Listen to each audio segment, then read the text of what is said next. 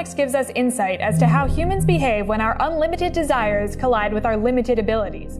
These insights enable us to predict how car buyers will alter their behavior when gas prices rise, how students will alter their behavior when the government subsidizes college loans, and how cigarette manufacturers will alter their behavior when the government regulates vaping. Public choice is a field of economics that takes what we understand about human behavior and applies that knowledge to humans who behave in the public sector: politicians, bureaucrats, lobbyists, and voters. But because the humans who occupy the public sector are not different from those who occupy the private sector, we can use economic principles to predict how these humans will behave. For example, voters have less incentive to engage in the voting process when the benefits of getting their way in the voting booth are small, but the cost of casting a vote is large. This can lead to people voting for policies that are bad for society. Suppose 100 people are asked to vote on a proposed law. The law says that the government will tax 90 of these people $10 each, burn half of what's collected, and give what's left to the remaining 10 people. If we allow these people to vote on the law, what will be the outcome? The 90 who would be taxed don't like the law and will vote against it. The 10, however, stand to gain $45 each. They like the law and will vote for it. The proposal will be defeated by a vote of 90 to 10. But now, suppose that it is costly to vote. It is costly just to stay aware of the laws that the government is proposing. It is costly to read the laws. It is costly to understand how the laws will affect you.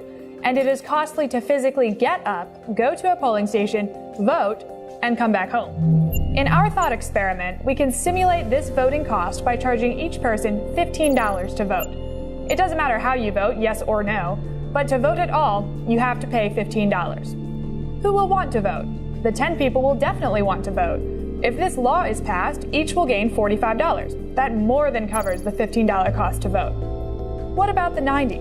They won't vote. The law is clearly bad for them, but the cost of living with the bad law is less than the cost of voting against the law. So the 90 will all stay home. The law will pass by a vote of 10 to 0, and society will be worse off. This is called the principle of concentrated benefits and dispersed costs. The law represents a cost to society. One group of people will pay $900 in taxes. The law also represents a benefit to society. Another group of people will receive $450. The cost to society is greater than the benefit to society, and so society would be better off if the law were defeated. But it isn't defeated. Why?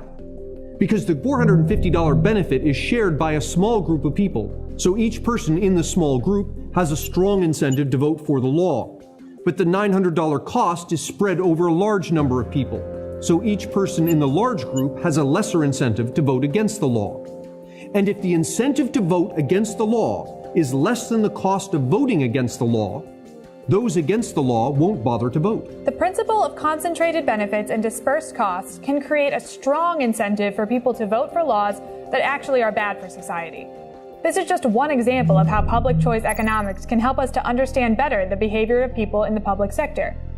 In the same way that economics helps us to understand and predict the behaviors of consumers and producers in the private sector, it also helps us to understand and predict the behaviors of voters, politicians, and bureaucrats in the public sector. And the better we understand how humans behave, the better able we are to appreciate the appropriate role of government in a society of individuals made interdependent through the relationships we call the economy.